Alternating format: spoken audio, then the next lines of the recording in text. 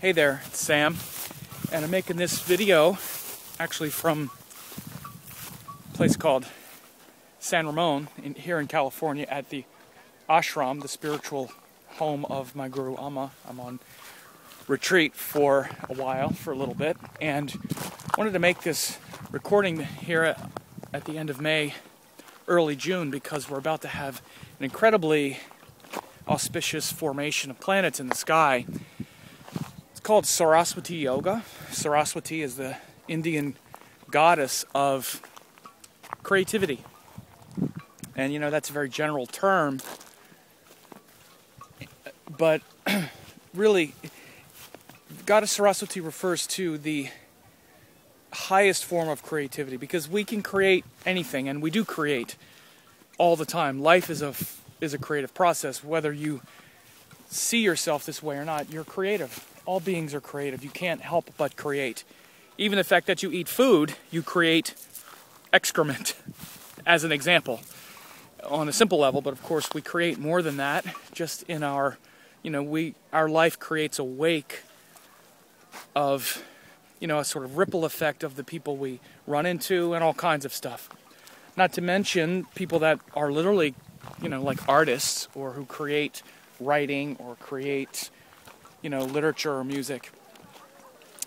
But this formation in the sky called the Saraswati Yoga is when the planets Jupiter, Mercury, and Venus come together. There are actually many qualifications for the Saraswati Yoga without getting so technical about it. It's really just when you get Jupiter, Mercury, and Venus in angles. And of course, when they join together, you're going to bring together that power of Jupiter, Mercury, and Venus. And these are the three benefic planets. And again, I don't count the moon as benefic because the moon is considered benefic half the time when it's waxing. Waning Chandra is considered to be malefic. Without getting so technical, Jupiter, Mercury, and Venus are the three benefics.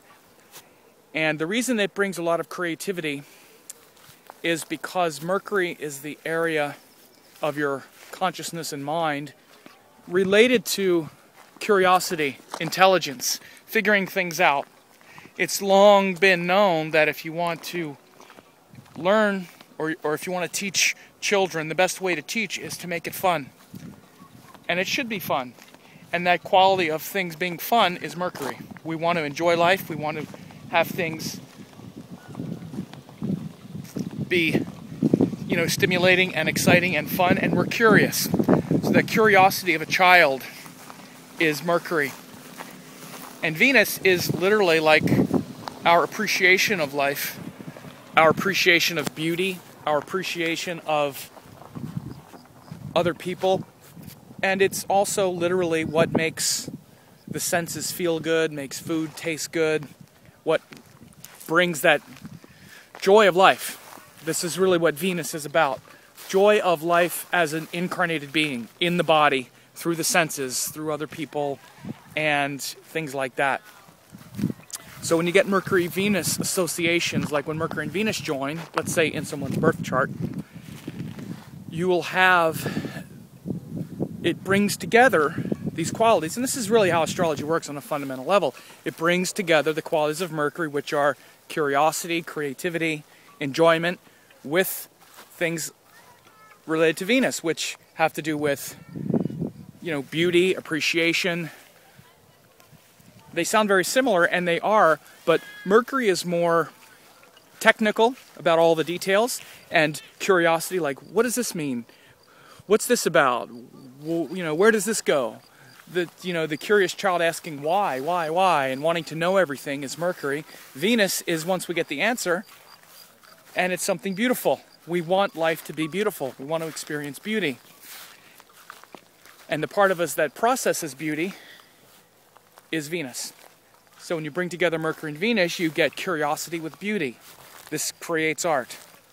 Because now our detail mind, which is Mercury, the detailed mind of Mercury, is connected to beauty and things that we enjoy.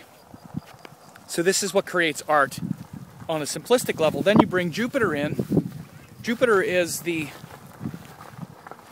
highest good that we all imagine and that we all conceive. Jupiter is the planet of principles, philosophies, and the higher picture. So rather than, for instance, creating art just because we like it, or creating something that we like, creating a meal for our family, creating, writing a story that is funny and entertaining and makes people happy, or painting a picture that's pretty. When you bring in Jupiter, now you're creating art, creating beauty, surrounding yourself with a family that's of the highest order, that is connected to your deepest philosophies, your highest principles, the greatest good that is imaginable. So then now you push this quality of creativity and curiosity and enjoyment, which is Mercury, and this quality of beauty in your surroundings, which is Venus, and the appreciation of beauty in our surroundings, and you connect them with the highest philosophical purpose, the highest good, the highest truth. And this is what Saraswati is about. This Saraswati yoga, and it's Saraswati that you see in her murti, in the symbol of Saraswati. She's usually sitting on a swan. Swan is related to Jupiter. The Hamsa yoga, which is the powerful Jupiter yoga. Hamsa means swan. So you see Saraswati sitting on a swan. She's usually writing some sacred book. She's playing the veena, the musical instrument. And you see there's sacred texts all around her, which have to do with Mercury, writing sacred text, organizing information, but the highest information for the highest good, the great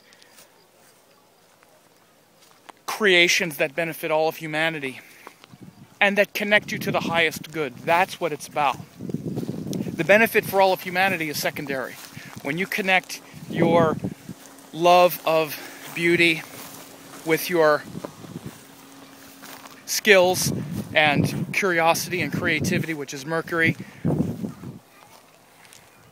and it floods your heart with the highest potential, which is Jupiter, then it's going to